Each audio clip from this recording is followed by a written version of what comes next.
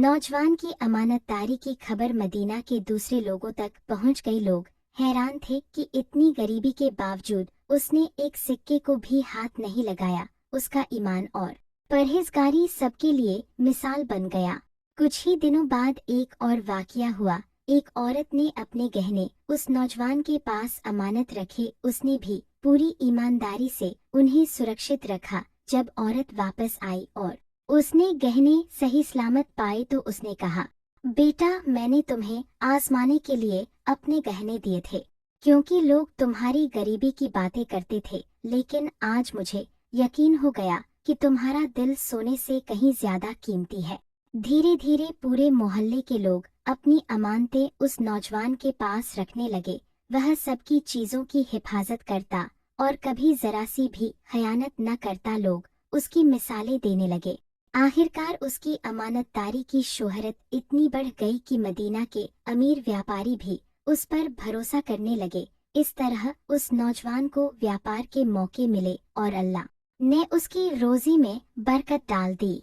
सबक: अमानतदारी इंसान को इज्जत, भरोसा और अल्लाह की तरफ से अब वह नौजवान पूरे मदीना में ईमानदारी और अमानतदारी की वजह से मशहूर हो गया। जहाँ भी जाता लोग इज्जत से उसका जिक्र न रहे बल्कि आसपास के कबीलों में भी फैल गई।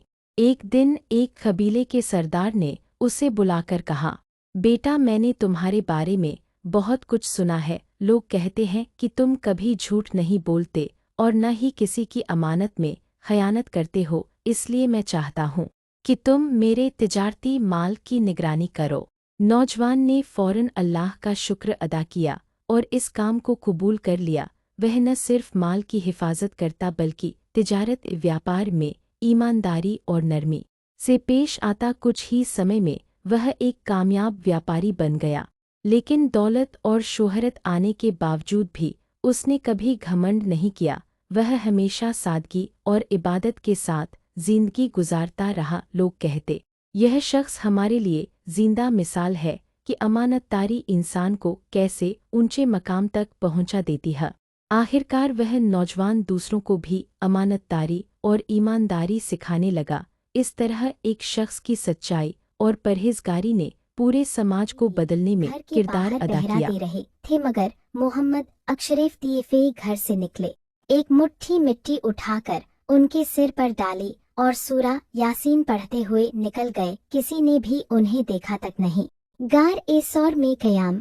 नबी अशरफ तैयफी और हजरत अबू बकर अरबी अक्षर 6-3 मक्का से निकलकर गार ए सौर की तरफ गए। वहां 3 दिन छिपे रहे। कुरैश के लोग हर तरफ खोज रहे थे। वे गार के दरवाजे तक भी पहुंच गए, लेकिन अल्लाह ने अपनी शक्ति दिखाई।